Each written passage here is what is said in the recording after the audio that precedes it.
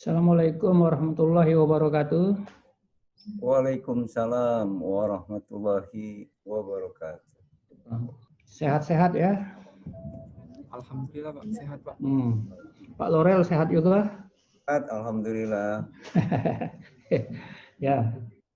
Jadi kita lanjutkan kuliah kita mengenai sistem pembentukan dan pengumuman peraturan perundang-undangan. Ya? Kemarin baru yang perundang-undangan politik dan ekonomi, yang sosial belum. Yang sosial belum. Iya. Oke. Saya lanjut dengan apa yang diminta oleh Pak Lorel. Peraturan perundang-undangan di bidang sosial. 1. Undang-Undang Nomor 11 Tahun 2009 tentang kesejahteraan sosial. Yang kedua, Undang-Undang Nomor 20 Tahun 2003 tentang Sistem Pendidikan Nasional. Pendidikan nasional itu pendidikan bidang sosial gitu ya. 3. Undang-Undang Nomor 12 Tahun 2012 tentang pendidikan tinggi. 4. Undang-Undang Nomor 2 Tahun 2004 tentang penyelesaian perselisihan hubungan industrial. Nah, ini ada hubungannya dengan hukum perburuan ya. 5. Undang-Undang Nomor 36 Tahun 2004 tentang tenaga kesehatan. Itu seperti dokter, perawat, bidan, itu tenaga kesehatan ya. Ahli ronsen segala macam itu. Ke-6, Undang-Undang Nomor 36 2009 tentang kesehatan. Ke-7, Undang-Undang Nomor 40 Tahun 2004 tentang sistem jaminan sosial. Nah, itu yang Pak bisa himpun ya, masih banyak yang lain ya. Ya, jadi tidak menutup kemungkinan hanya itu ya, banyak yang lain. Jadi kembali bidang sosial itu intinya bidang yang tidak masuk politik, tidak masuk ekonomi. Dia sisa. Dalam teori namanya residu ya. Residu. Tidak masuk di sana, tidak masuk sini, dibuat kelompok tersendiri. Kelompok residu namanya. Nah, jadi kita ke judul awal tentang sistem pembentukan dan penyusunan peraturan perundang-undangan. Nah, sistem sudah tahu, sistem itu suatu keseluruhan yang terdiri dari beberapa bagian. Dan antara bagian-bagian itu memiliki hubungan satu sama lain. Jadi kalau orang bilang sistem, pikiran kita harus langsung teringat. Bagian-bagiannya apa? Itu ya. Kemudian bagaimana hubungan antar bagian? Sistem yang paling rumit itu manusia loh.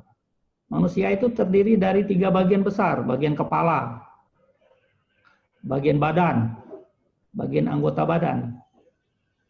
Nah, antara bagian kepala dengan bagian anggota badan, kaki, tangan itu punya hubungan loh. Kalau mata melihat, lapor sama otak. Otak perintahkan tangan, ambil, gitu. Itu ada hubungnya, penghubungnya saraf namanya. Tapi kalau mata melihat, lapor otak, otak perintahkan tangan, tangannya nggak mau ngambil. Nah, itu sistemnya sudah rusak, kena stroke namanya, ya, kena stroke.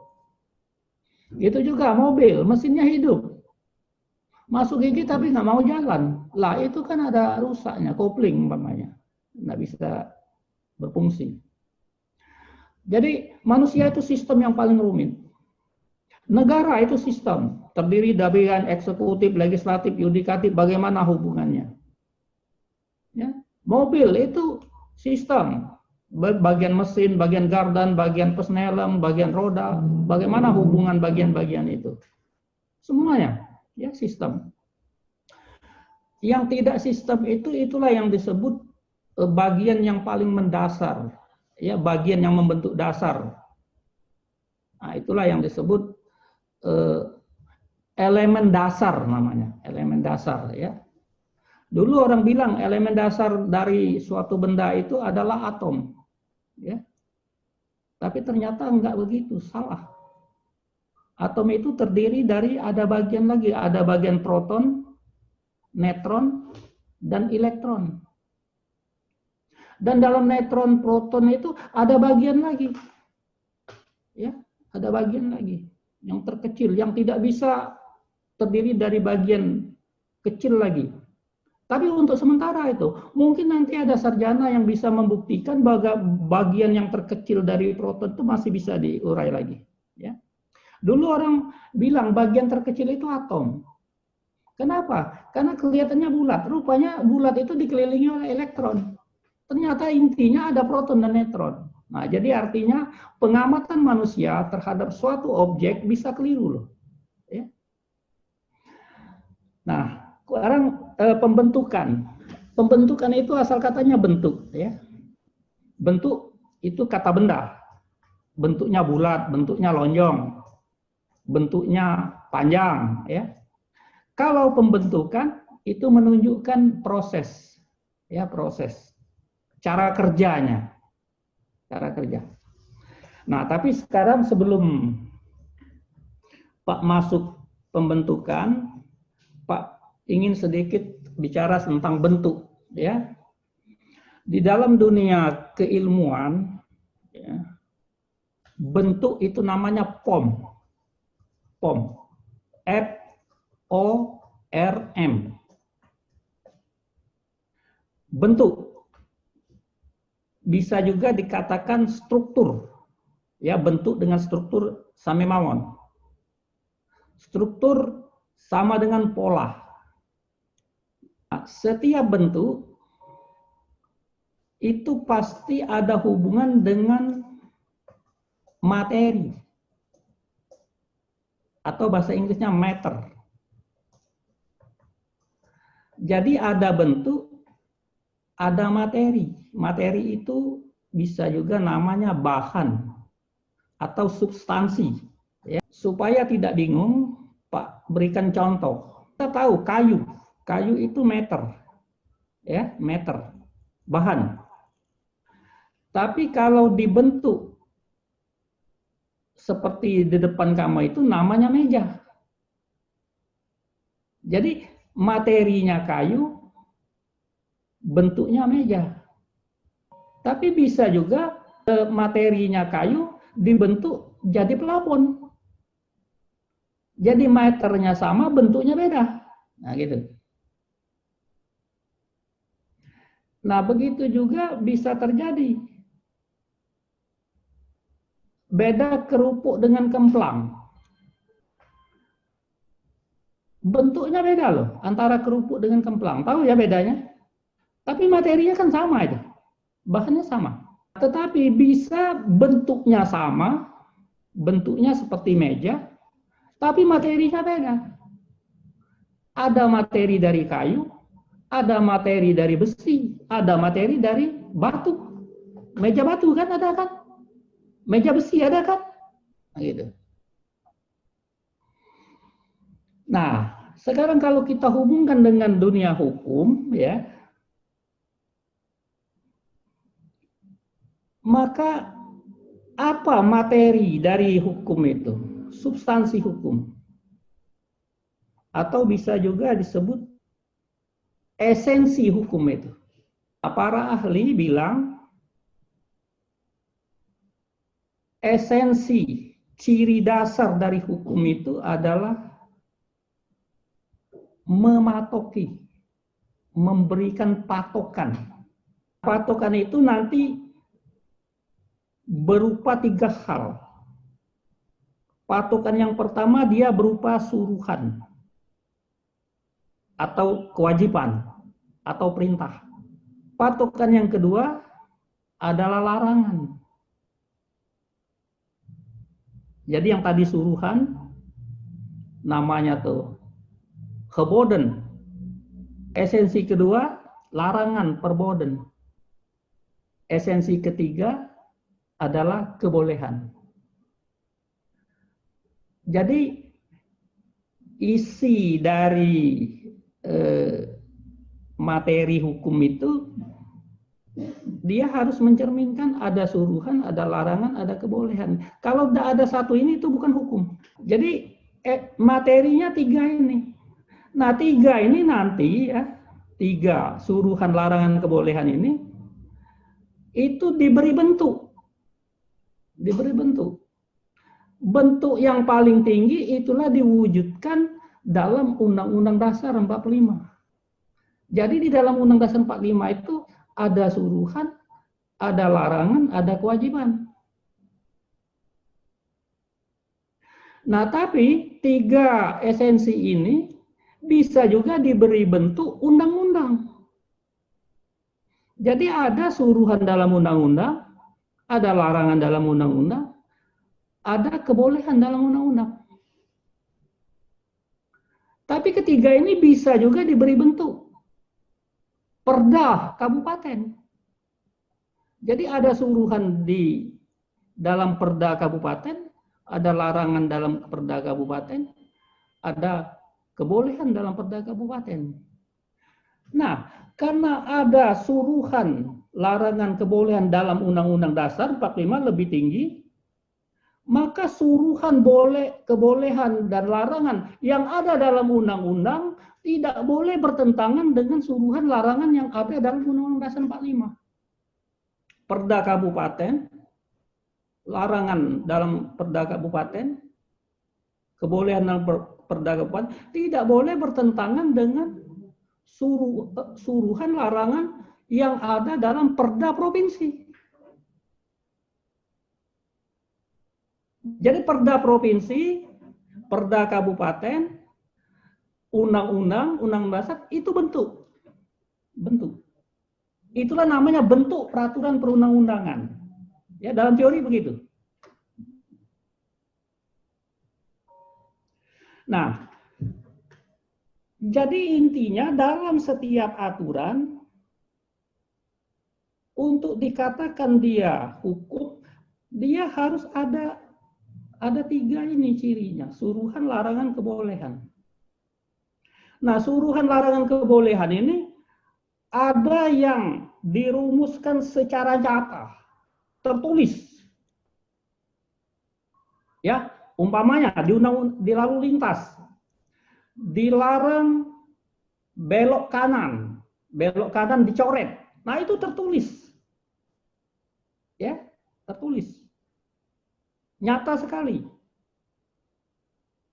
Dilarang berhenti, ya, tertulis, dicoret, ya. Itu larangan berhenti, tertulis. Tapi ada suruhan, larangan yang tidak tertulis. Namanya makna yang tersirat. Nah, tersirat. Coba kamu baca pasal 362, ya. Ada nggak kamu menemukan kata larangan tertulis? 362. Pak, jelaskan ya. Barang siapa mengambil barang milik orang lain, baik seluruh atau sebagian, dengan maksud ingin memiliki, dihukum paling lama 5 tahun. Ada nggak kamu menemukan kata larangan di situ? Tidak ada ya? Nah, itu artinya apa? Kalau kamu ngambil barang orang lain, itu akan dihukum. Artinya mengambil itu dilarang, tapi larangannya tersirat. Tidak tersurat, tidak tertulis. Ya. Kalau kamu mau mengatakan, mana ada larangan di 362? Ya jelas tidak ada. Itu tersirat namanya. Ya, tersirat. Nah, jadi kembali, kalau kita ambil contoh ya,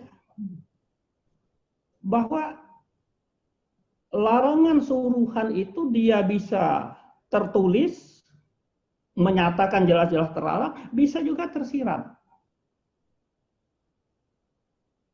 Nah, kalau kita ambil contoh, pasal berapa? Pasal Undang-Undang Dasar 45, ya.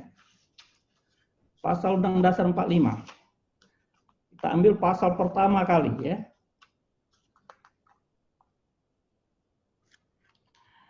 Pasal 1. Negara Indonesia adalah negara kesatuan yang berbentuk republik.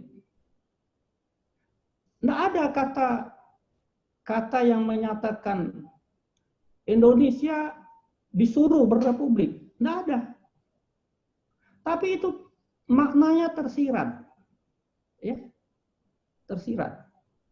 Jadi itu maksudnya pasal 1 itu suruhan bagi negara kesatuan Indonesia untuk berbentuk republik. Begitu juga ayat 2. Kedaulatan berada di tangan rakyat dilaksanakan menurut Undang-Undang Dasar. Di situ tidak ada suruhan. Tapi di makna tersiratnya bahwa Indonesia itu dalam bernegara disuruh memakai kedaulatan rakyat. Nah, gitu. Jadi bagi Hans Kelsen ya, bahwa hukum yang sesungguhnya itu adalah kaedah yang berupa suruhan, larangan, dan kebolehan. Jadi hukumnya itu, suruhannya itu, larangannya itu, kebolehannya itu, itulah hukumnya. Sedangkan yang lainnya bukan hukum. Oleh karena itu Kelsen bilang yang murni hukum itu, hukum yang murni orang lain. Yang hukumnya itu dilarangnya itu, barangnya itu bukan hukum. Oleh karena itu Kelsen bilang ya, hukum itu tidak bisa murni. Karena di dalam hukum ada faktor-faktor non-hukum seperti ekonomi, politik, dan sosial gitu. Jadi yang murni hukum tadi suruhan berdemokrasi. Nah, suruhannya itu yang hukum. Demokrasi itu konsep politik. Ya gitu, konsep politik itu bukannya konsep hukum. Orang hukum yang ngaku-ngaku itu konsep hukum ya. Sistem perwakilan itu konsep politik. Ya. Hukumnya suruhan pakai sistem perwakilan. Nah, itu hukumnya. Jadi bagi Kelsen yang murni hukum itu hanya suruhan. Ya, sebenarnya larangan itu suruhan juga, hanya dibalik aja perumusannya negatif ya. Jadi bagi Kelsen itulah bilang hukum itu tidak bisa murni ya. Karena di dalam hukum ada konsep politik, konsep ekonomi, konsep sosial ya. Jadi hukum tidak bisa murni. Jadi, tapi Kelsen kalau bicara hukum hanya mau bicara yang murni hukum saja, suruhan, larangan, kebolehan itu. Yang politik segala macam, daulatan rakyat itu bukan konsep hukum menurut Kelsen begitu. Jadi, maka teori Kelsen itu disebut teori murni tentang hukum, ya, pure theory of law. Nah, begitu ya. Jadi, kalau kita bicara soal hukum, maka kita, kata orang, itu belum harus dinormalkan dulu. Nah, dinormalkan itu maksudnya dipatokkan dulu. Nah, dalam patokan itu dicirikan ada suruhan, ada larangan, ada kebolehan itu, ya. Nah, gitu ya. Itu sekedar penambah saja ya. Jadi kembali ke pokok kuliah kita.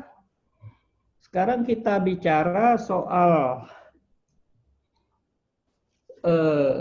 pembentukan dan pengumuman. Nah, bicara soal pembentukan peraturan undang-undang, maka alurnya adalah sebagai berikut, ya, pembentukan undang-undang itu, ya. Nah, Pak bicara sedikit tentang pembentukan peraturan perundang-undangan. Peraturan perundang-undangan di Indonesia cakupannya adalah 1. Undang-Undang Dasar, 2. TAP MPR, 3. Undang-Undang, 4.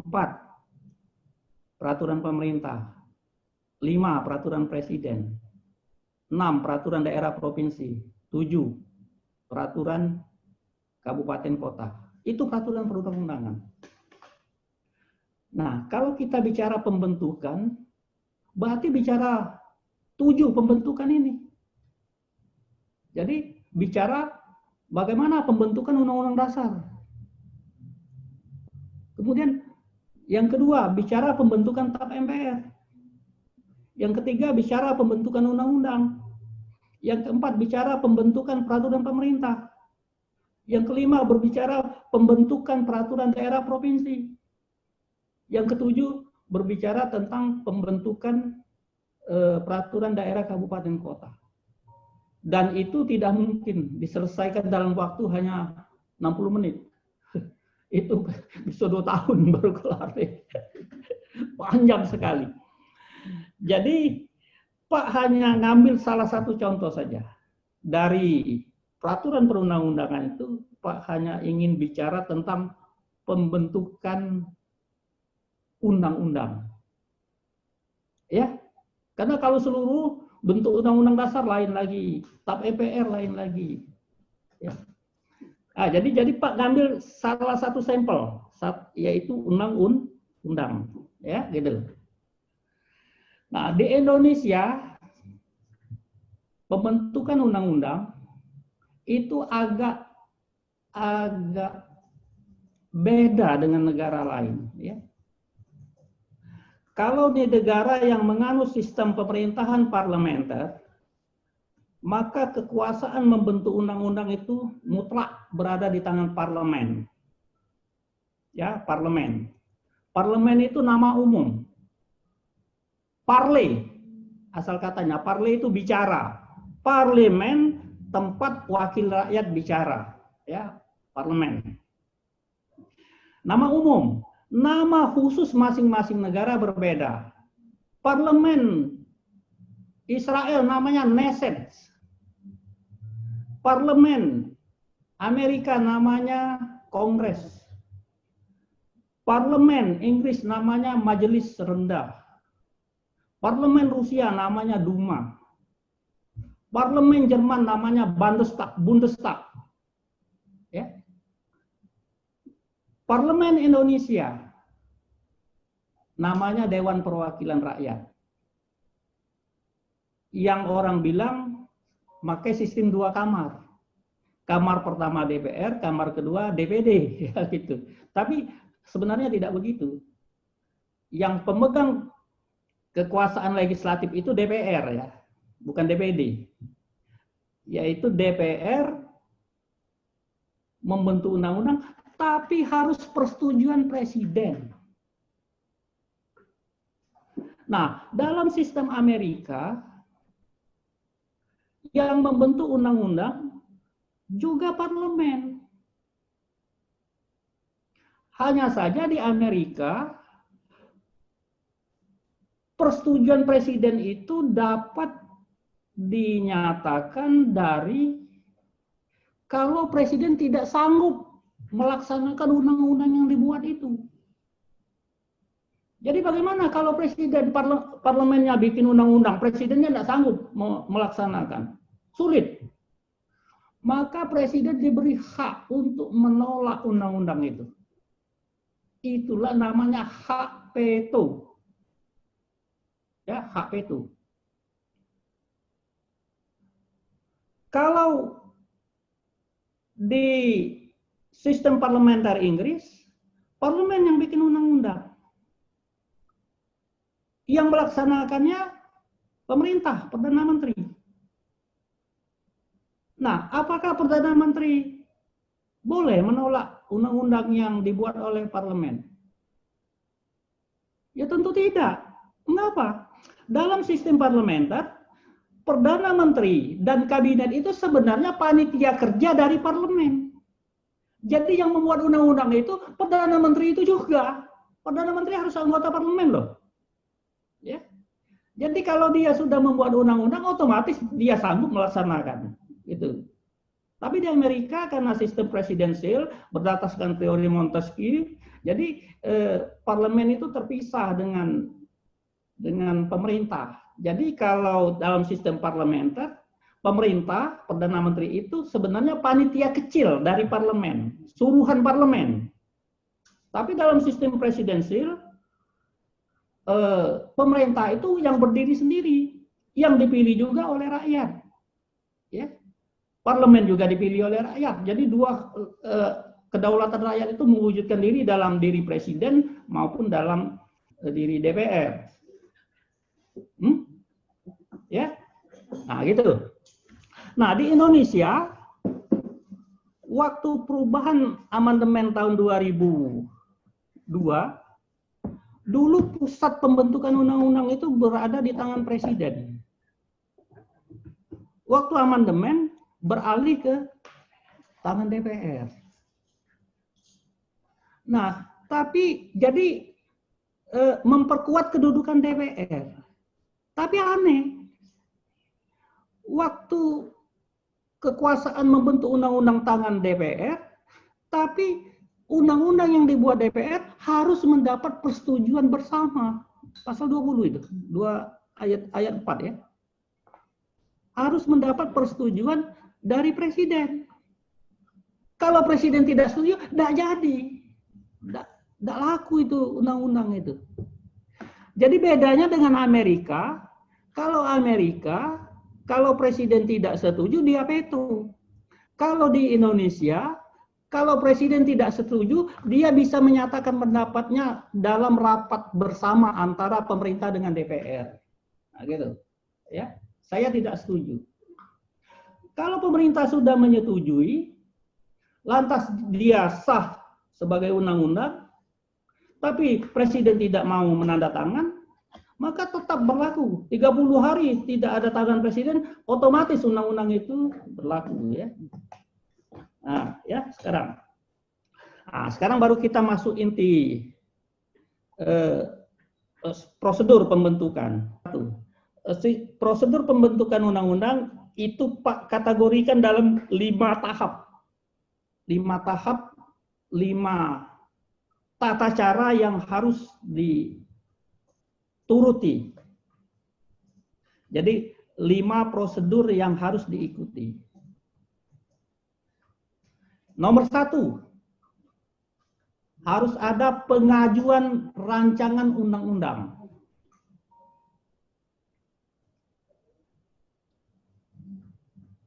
Nah, jadi rancangan undang-undang bisa berasal dari DPR. Kedua, rancangan undang-undang boleh dari presiden. Ketiga, rancangan undang-undang boleh dari DPD. Jadi pengajuan rancangan undang-undang itu bisa dari 3 badan, dari presiden, dari DPR, dari DPD. Nah, setiap rancangan undang-undang yang diajukan oleh 3 badan ini harus dilengkapi naskah akademis. Harus. Kalau tidak dilengkapi, melanggar prosedur. Salah, bisa dibatalkan oleh MK, ya. Jadi setiap rancangan undang-undang yang diajukan baik oleh DPR maupun presiden maupun oleh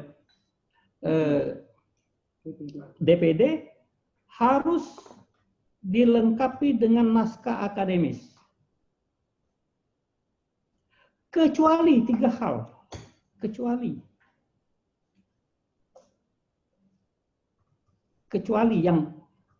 itu yang artinya boleh tidak pakai naskah akademis. Bukan boleh, tidak diharuskan. 1, rancangan undang-undang tentang APBN.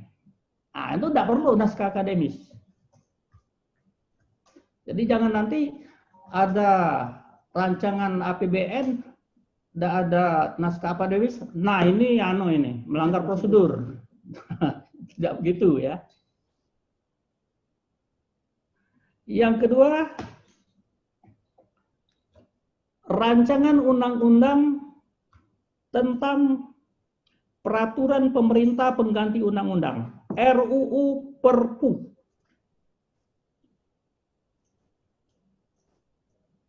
Nah, itu tidak perlu punya naskah akademis. Yang ketiga, rancangan undang-undang RUU pencabutan undang-undang.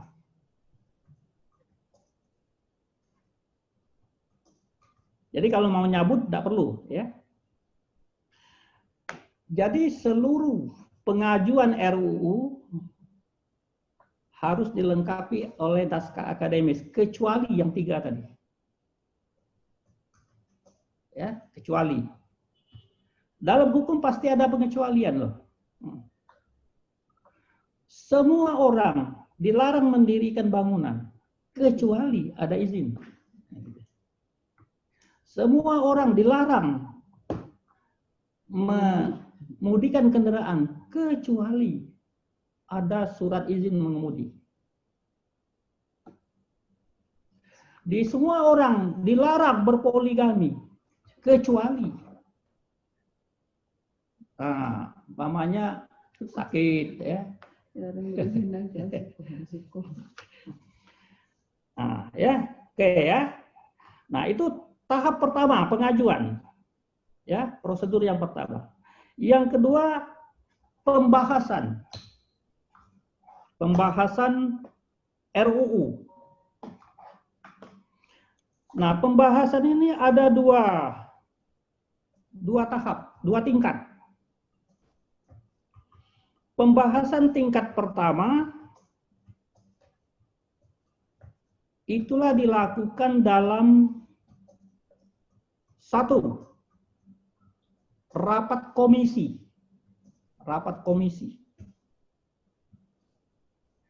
Komisi itu ada berapa di DPR tuh? 12 kalau nggak salah ya. Komisi 1, komisi 2, komisi 3.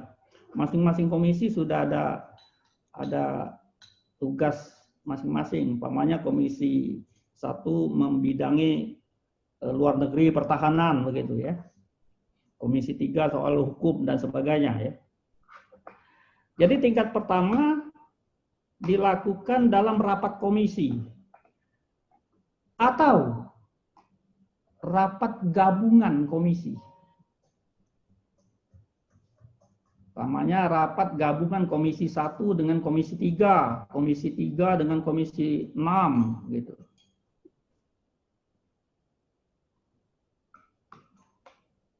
Atau rapat dalam badan legislasi. Badan legislasi.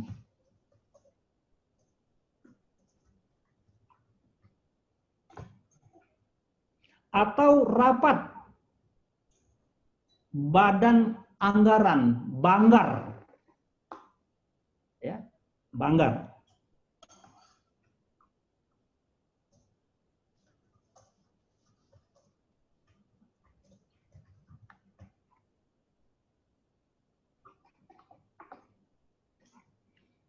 Loh, Bapak ini nggak ngerti tulisan sendiri ini.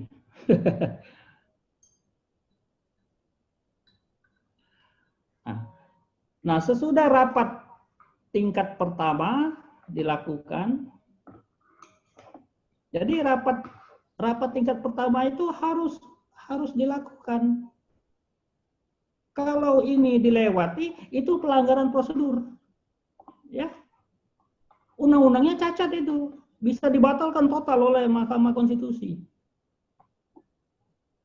Nah, kemudian pembahasan pada tingkat kedua.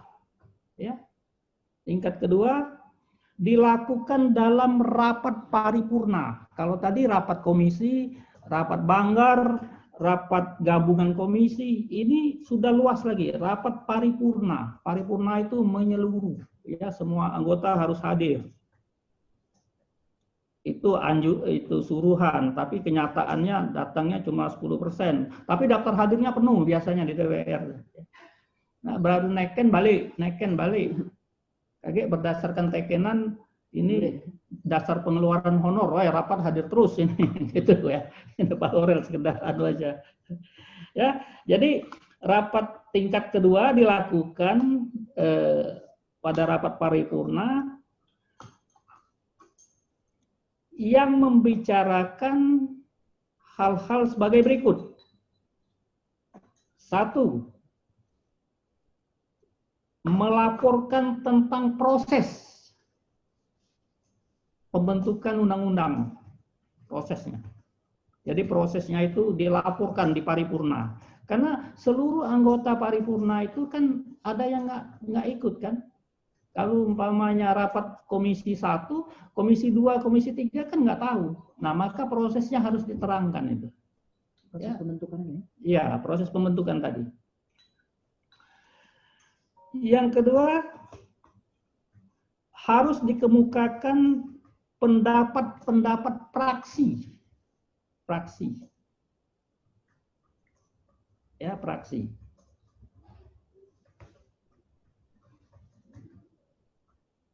Apa praksi P3, praksi PDIP,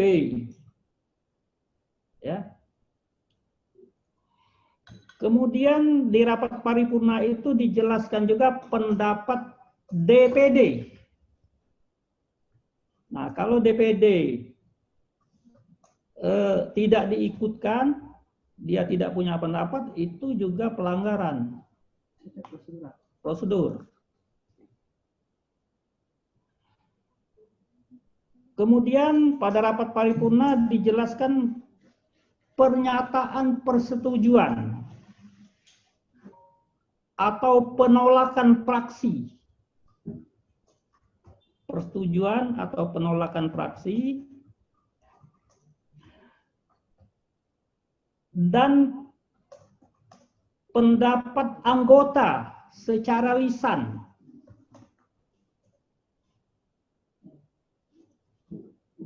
Yang diminta oleh pimpinan rapat paripurna. Ya, jadi di situ ada kadang-kadang anggota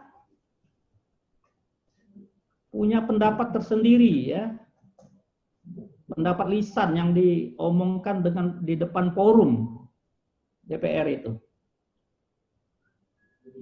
Kemudian pada rapat paripurna juga diterangkan pendapat dari pemerintah. Pemerintah. Jadi kesimpulannya pada rapat tingkat kedua, rapat paripurna itu dikemukakan laporan tentang proses, pendapat fraksi, pendapat DPD, pernyataan persetujuan, penolakan fraksi, kemudian pendapat pemerintah. Ya. Nah, itu prosedur dalam pembahasan. Tadi ada 2 tingkat, tingkat pertama, tingkat kecil, komisi, gabungan komisi, dan seterusnya, kemudian paripurna. Jadi nanti tidak boleh, sudah rapat komisi, rangkat tingkat pertama, rangkat kedua, sudahlah, setuju kan loh, tidak ada dilakukan. Itu pelanggaran prosedur, ya, pelanggaran tata cara. Nah, yang ketiga, yang kedua tadi pembahasan, yang ketiga persetujuan. Persetujuan. Jadi persetujuan ini intinya adalah persetujuan baik dari DPR maupun dari pemerintah. Ya. Kalau satu tidak setuju, tidak jadi undang-undang. DPR setuju, pemerintah tidak setuju, tidak jadi. DPR, pemerintah setuju, DPR tidak setuju, juga tidak jadi undang-undang.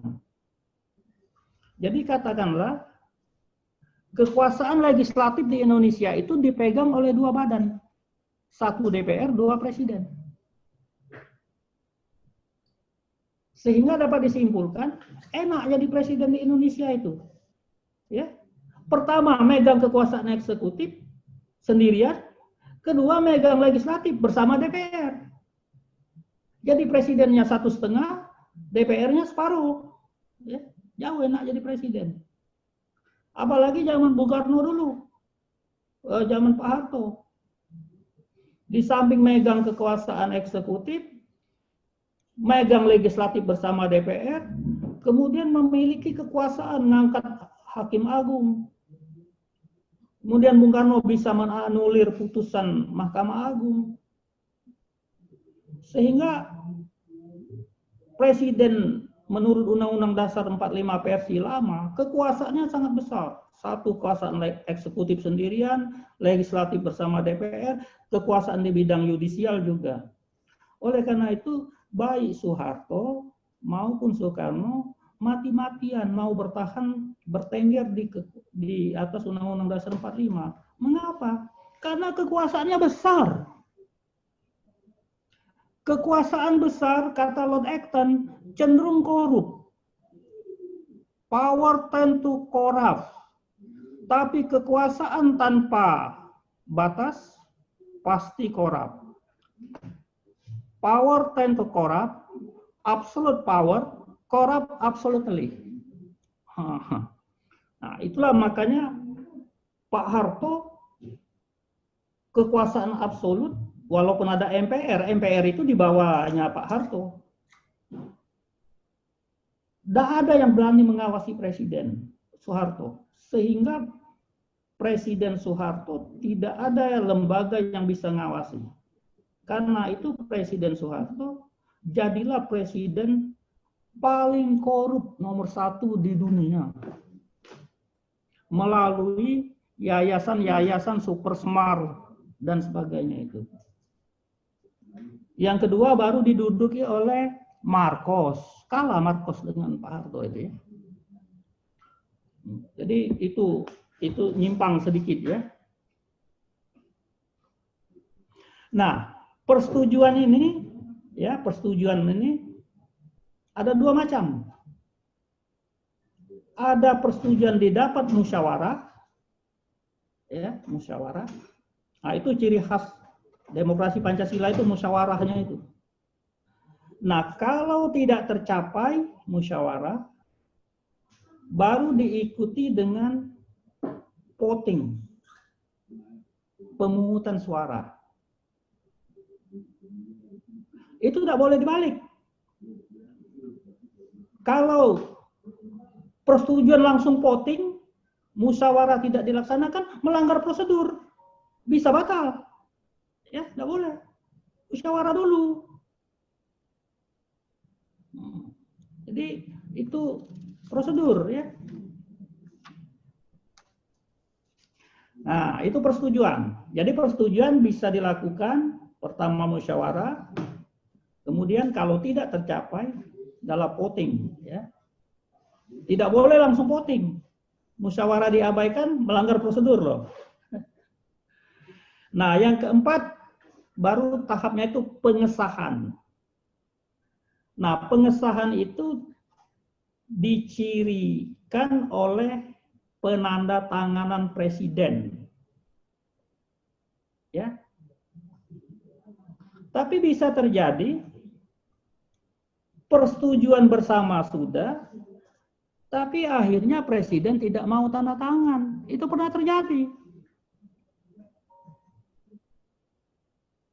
Nah, kenapa kok jadi begitu? Pak Cep lupa menceritakannya itu, tapi persetujuan bersama presiden bersama DPR itu biasanya presiden itu diwakili menterinya. Ya. Jadi menterinya yang menyetujui, kemudian baru lapor kepada presiden. No, presidennya tidak setuju, tapi sudah kelanjur ditanda tangan menteri. Itu bisa terjadi. Nah, jadi pengesahan itu ditandatangani presiden. Tapi walaupun tidak ditandai tangan presiden, dia tetap sah sebagai undang-undang setelah lewat waktu 30 hari. Itu sudah ada dikatakan dalam Undang-Undang Dasar 45. Jadi sebenarnya presiden mau ngesahkan atau tidak, tetap dia sah sebagai undang-undang sudah lewat 30 hari. Ya. Nah, sesudah pengesahan presiden atau lewat 30 hari, barulah timbul prosedur yang kelima, pengundangan.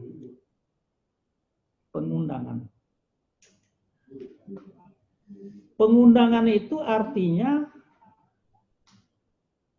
menempatkan undang-undang itu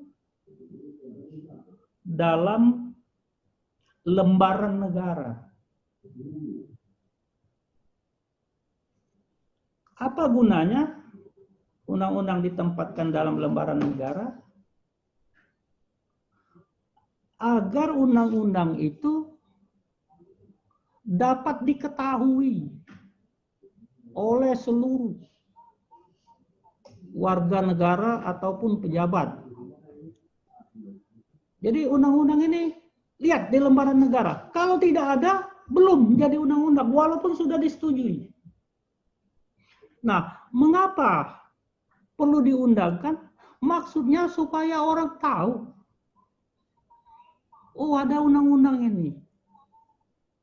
Ingat ya, di dalam hukum pidana, azas pasal 1 ayat 1, nullum delectum nulla puna sine prevea lege punali, bahwa orang baru bisa dipidana kalau ada undang-undangnya terlebih dahulu. Dan undang-undang itu diletakkan dalam lembaran negara. Dulu waktu Raja Hammurabi bikin undang-undang, itu ditulis di atas bukit gunung itu dah. Biar rakyat tahu, wah itu undang-undang. Dengan orang baca, maka saat itulah undang-undang itu mengikat umum. Jadi orang terikat kalau sudah diundangkan.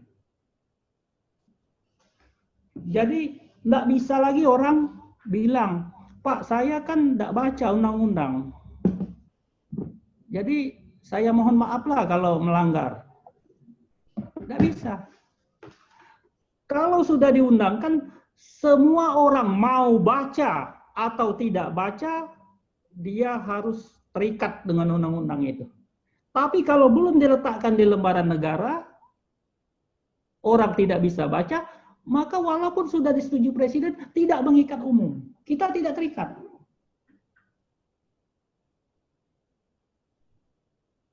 Artinya, mau turut ya boleh, nggak mau turut ya nggak apa-apa.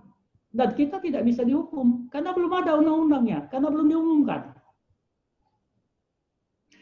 Nah, karena itu, saya ambil contoh di pidana, undang-undang itu harus ada terlebih dahulu dan diumumkan.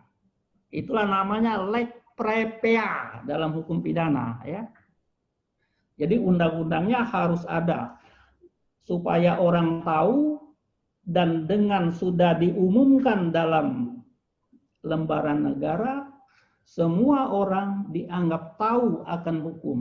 Walaupun dalih dia tidak pernah baca, ya. Itu gunanya untuk menjaga kepastian hukum, ya. Jadi nanti untuk menghindari orang, Pak saya belum baca undang-undangnya, jadi saya tidak terikat, tidak bisa lagi. Dia sudah diletakkan dalam undang-undang, dia mau baca, dia tidak mau baca, undang-undang itu berlaku, mengikat, ya, mengikat umum. Nah, sekarang ada tambahan sedikit, ya, mengikat umum itu bisa dia undang-undang, bisa juga peraturan. Oleh karena itu menurut Tak ya, orang Belanda, bahwa undang-undang itu kan ada dua pengertian. Undang-undang dalam arti formil, itulah undang-undang yang dibuat oleh presiden bersama DPR, seperti undang-undang perkawinan. Nah, itu undang-undang dalam arti formil. Tapi ada undang-undang dalam arti material, yaitu seluruh peraturan, apakah dia dibuat oleh gubernur, bupati, wali kota, DPR, kalau dia mengikat undang-undang, mengikat umum, dia undang-undang namanya, tapi undang-undang dalam arti material, ya, undang-undang dalam arti material, ya gitu. Jadi wali kota umpamanya Palembang membuat peraturan wali kota, perwali namanya, bahwa orang dilarang masang spanduk di trotoar jalan. Nah, itu mengikat seluruh orang Palembang. Nah, peraturan wali kota itu bisa disebut undang-undang dalam arti material. Ya. Peraturan wali kota itu nanti diumumkan dalam lembaran daerah. Nah, itu ya, karena Pak hanya membicarakan undang-undang tadi, tidak sampai ke peraturan daerah. Tapi ini agak nyimpang sedikit untuk menerangkan undang-undang dalam arti material tadi. Ya. Nah, jadi kesimpulannya bahwa sistem pembentukan peraturan undang-undang garis pokoknya ada 5 tahap, ya, 5 tahap yang harus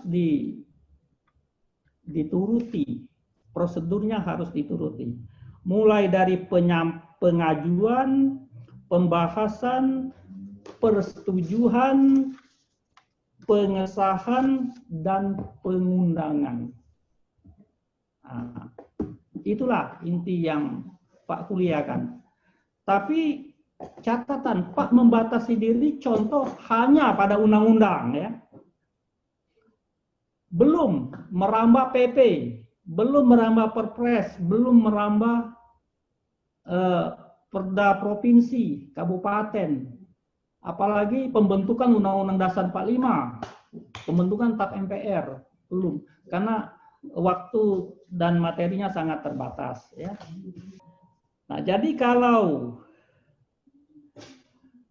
prosedur dilanggar, ya, prosedur ada 5 tadi, ada yang dilanggar, maka undang-undang itu dapat diuji, direview.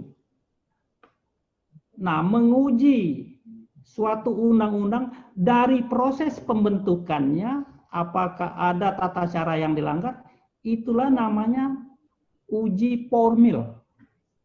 Ya, uji formil. Jadi diuji orang, ini tadi ada voting, tapi musyawarahnya tidak dilakukan. Lah, ini ada prosedur yang dilanggar. Jadi kalau ada prosedur yang dilanggar, maka seluruh undang-undang itu dinyatakan batal. Batal. Seluruh, mulai dari ayat 1 sampai terakhir batal, batal total. Karena ada prosedur yang dilanggar. Nah, tapi kalau orang membuat undang-undang, ada pasal 3 dalam undang-undang itu bertentangan dengan pasal 12 Undang-Undang Dasar 45. Jadi pasal 3 prosedurnya benar, tapi pasal 3 ini bertentangan dengan pasal 12 Undang-Undang Dasar 45. Nah, itulah namanya uji material. Kalau memang bertentangan, maka yang dibatalkan pasal ini saja, yang lain tidak. Nah, itu bedanya uji formil dengan uji material itu, ya. Jadi dalam uji material yang dibatalkan hanya pasal yang bertentangan dengan peraturan yang atas. Kalau uji formil melihat tata cara prosedur pembentukan, ada nggak yang dilanggar? Nah, itulah yang disebut dengan uji formil maupun material, disebut judicial review. Yang mereviewnya badan yudisial, badan pengadilan, ya. Mahkamah Agung itu badan pengadilan. Mahkamah Konstitusi itu badan pengadilan. Tapi ada undang-undang yang diuji oleh badan pembuatnya sendiri. Nah, itulah namanya legislative review. Ya. Jadi DPR melihat, wah, undang-undang ini salah, ini bertentangan. Sudahlah, daripada diuji wong di Mahkamah Agung kita merubahnya, kita perbaiki. Nah itu mereka itu legislative review namanya. Ya. Jadi pembuatnya sendiri yang mengujinya. Nah, kemudian perlu diingat ya bahwa undang-undang yang diuji oleh Mahkamah Agung ternyata bertentangan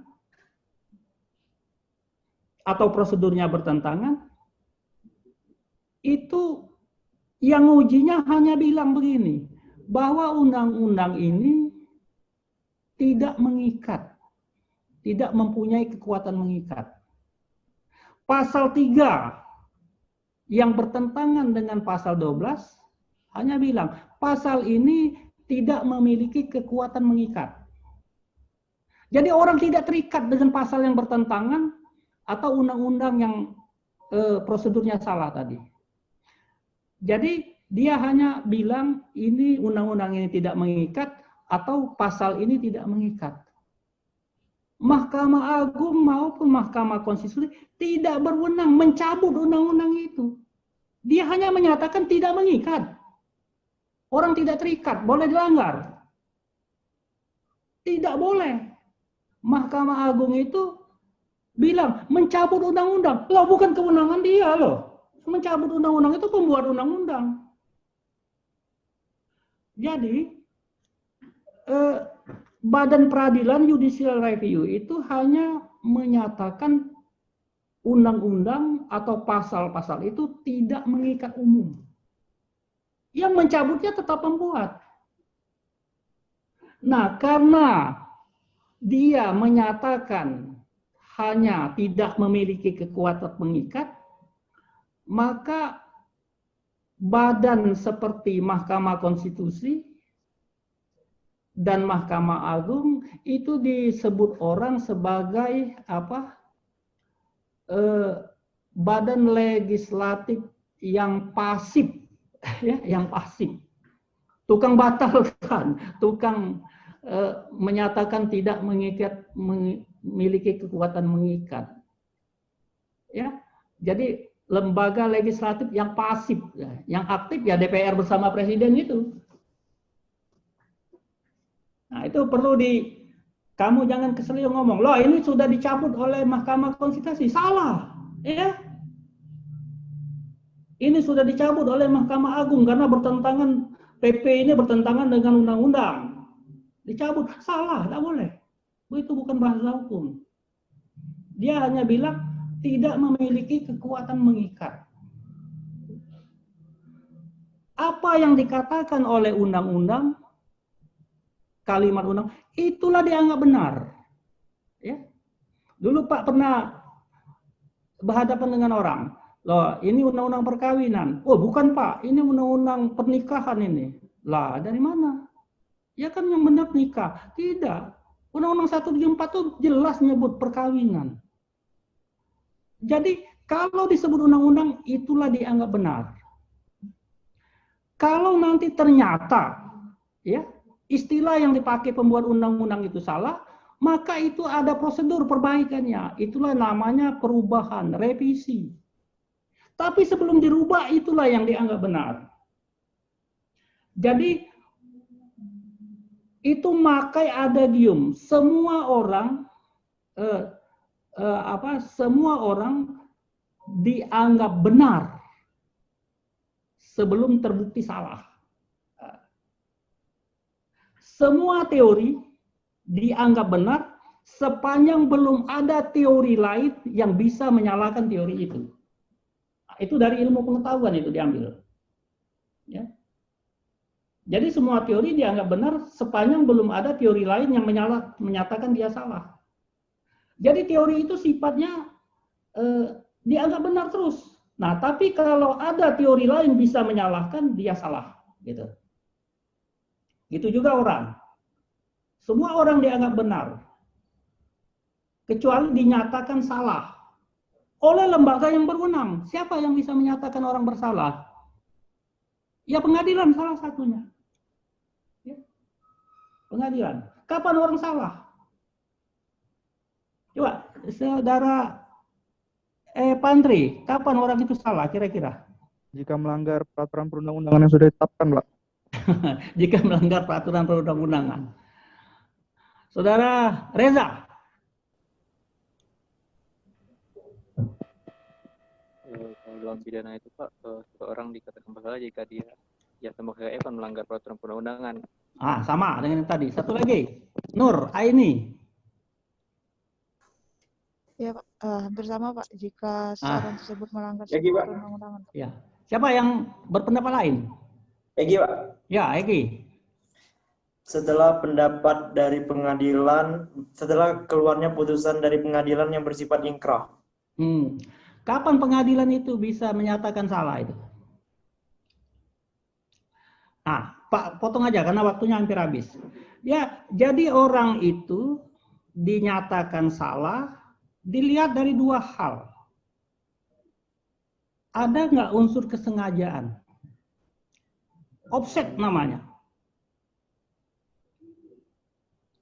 Offset itu terjadi apabila yang bersangkutan itu tahu, witten. Dan setelah dia tahu, dia mau, willen. Sengaja.